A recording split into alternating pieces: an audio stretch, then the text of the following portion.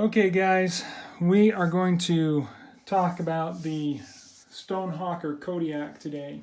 This is crew wear with 63 on the hardness scale. And I tell you what, this thing, it was amazing. I took this out camping.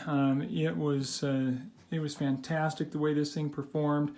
Sliced through willows and small branches from the pine just with one nice clean swipe. So very cool, very effective knife. Did a little batoning with it, and then some carving and other things to work while we were out in the woods there. So it's going to need a little cleanup, and I'm going to do a little sharpening on it, although the majority of the blade is still in great condition.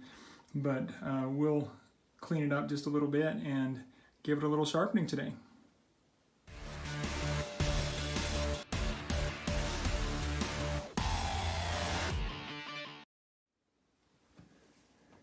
All right, so we've got the blade in the clamp there. I'm going to tighten it down just a little bit, and we'll make sure that it's ready to go.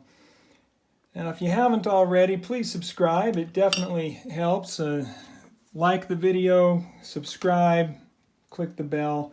It's going to help me to do more over the time here as we move forward and giving you lots of good quality content in these videos.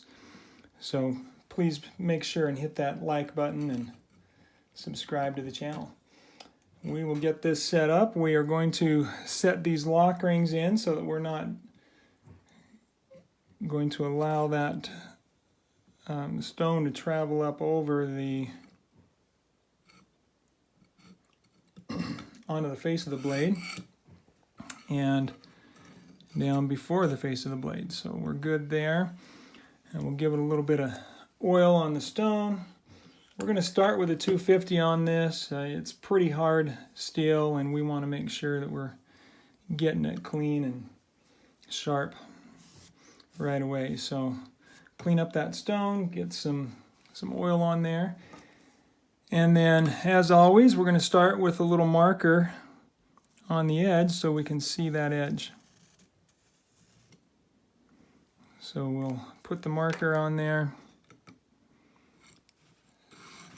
set that where we think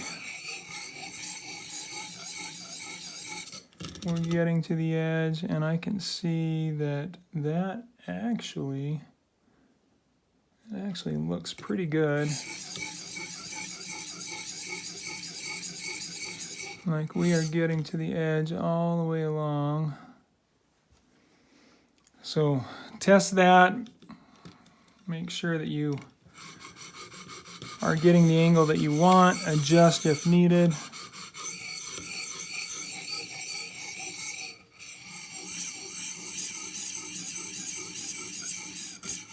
But that looks like it's going to give us the most consistent angle there.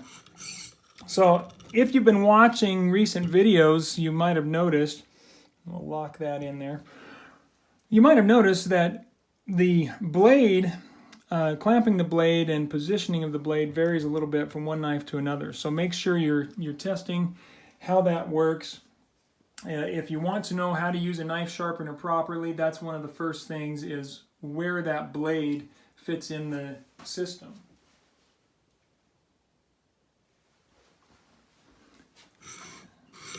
And so this one, and a lot of bushcraft knives, this is what I'm finding, is it's going to fit best with the heel kicking forward a little bit, the tip going backward.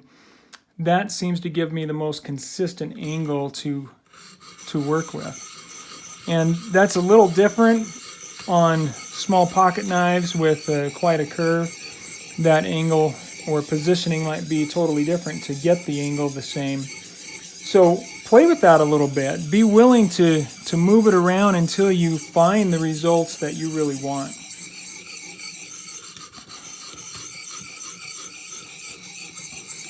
And then the next bit that you want to make sure that you're working with as far as how to use a knife sharpener is make sure that you use a Sharpie marker. If you're wanting to match that edge, then you need to to get a little marker on there so that you can see where you're taking it off. Where the marker is being removed, that's where you're sharpening. And then make sure that you're locking in your position. That one just came loose back there, it looks like. And normally I don't use those lock rings, but just in case, it's nice to know that they're there and in position, so make sure that those are on tight.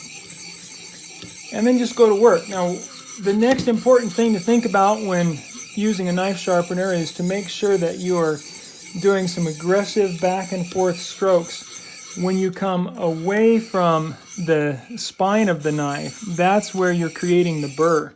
The burr is that metal that folds over to the other side. And you can hear that on your finger. And not as much, not as aggressive up there on the tip. So I need to work a little bit more on the forward of the belly to the tip of the knife to create that burr. And then you want to make sure that you do the same thing on the other side. And yes, I did cut myself with this knife while I was out camping, but it wasn't this finger, that was a paper cut. This right there was from that knife, because I was being kind of silly and holding the sheath with my right hand as I pulled it out with my left. Came out nice and smooth and cut nice and clean. A little bit of yarrow on that cut from the woods, and it healed up within a day, nice and fast. Amazing what yarrow can do for healing a wound. So if you're not familiar with that plant, I would encourage you to get familiar with it. If you're spending any time out in the woods, you're probably going to find yarrow around, and it is one of the fastest healers for small wounds, even big wounds. You just put that leaf, the yarrow leaf, directly on the cut. Throw a Band-Aid on it or tape it on, whatever you've got to hold it on there. Even just holding it in the wound for a while, it'll stop the bleeding and speed the body to healing.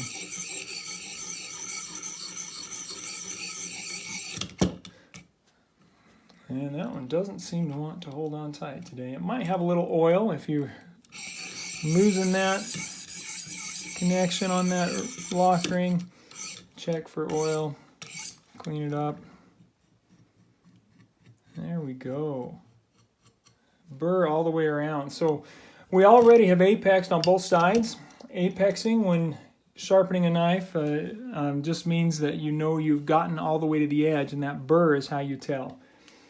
So just to give a quick little demonstration, if we have the edge of the knife here, this is the burr. The metal is folding over, microscopic, tiny little amount of metal folding over. And then what we want to do is just remove that burr. And once you've got the burr, you know that you're sharp. Next thing is taking that burr off. And that's going to be just a forward stroke. Next important thing with learning how to use a knife sharpener is to make sure that you not only create a burr, but then on the final strokes, that you're just going against that edge so that you're removing that burr and we're not creating a burr anymore. Because remember, if we pull away from the spine of the knife, that's where we create the burr, and we don't want to do that once we've apexed. Okay, so we want to just clean that off. We're going to go to the other side and make sure that we've cleaned it off that side.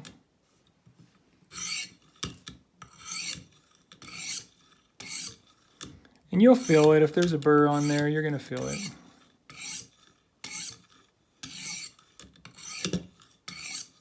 All right. So now we're going to move up to 400 grit on the stones.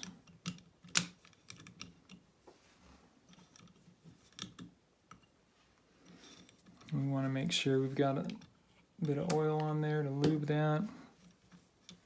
Probably not that much. I overdid it there.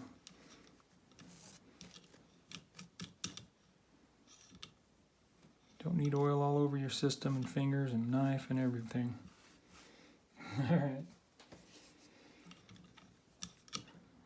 Now, since we've already apexed the blade, we've already created the burr, we really only need to do these one direction passes here.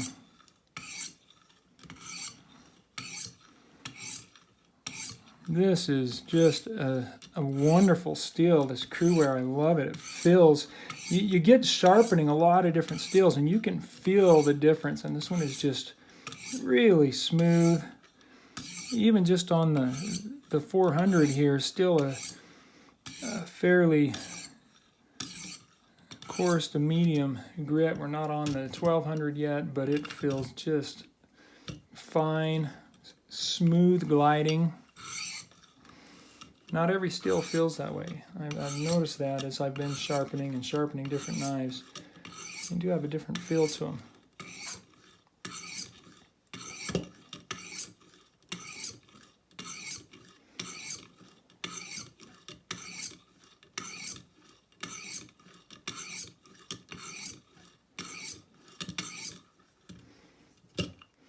So we'll give a few passes on both sides there.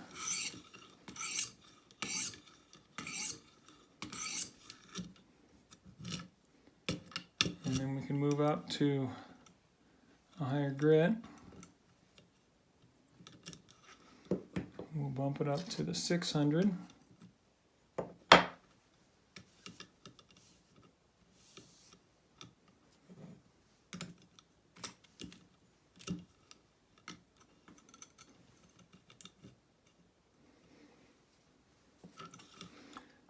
A little bit of oil. If the stone needs to be cleaned, clean it off. Leave just enough oil to help keep it clean and glide as you're moving. Now as you move up with the grits, this is another important aspect of how to use a knife sharpener. When we move up in grit, we're just refining that edge. You can create a burr with each grit if you want to, and then refine it and finish it that way, but it's not necessary. Once you've apexed, you know that you're getting to the edge. You can move on to just those cleanup strokes.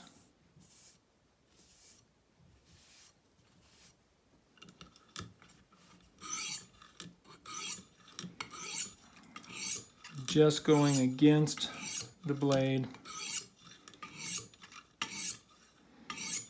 And that's where this knob staying loose on the ViperSharp works really well, because it gives you a very comfortable, ergonomic, controlled process for this pass.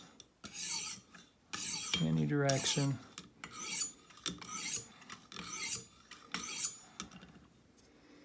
And then of course we can pull the knife out. Another benefit of using the ViperSharp system, you can pull that knife out of there and test it while you're sharpening. Make sure we're getting where we need to be. Test it all the way along the entirety of the blade.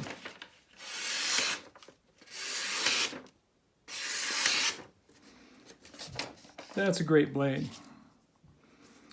So honestly, I think we're going to leave it right there at the 600. You could go on further, you could lap it, you could do the stropping, but we're doing pretty good with that one right now. Thanks for watching. Be sure and subscribe and like the video. More to come.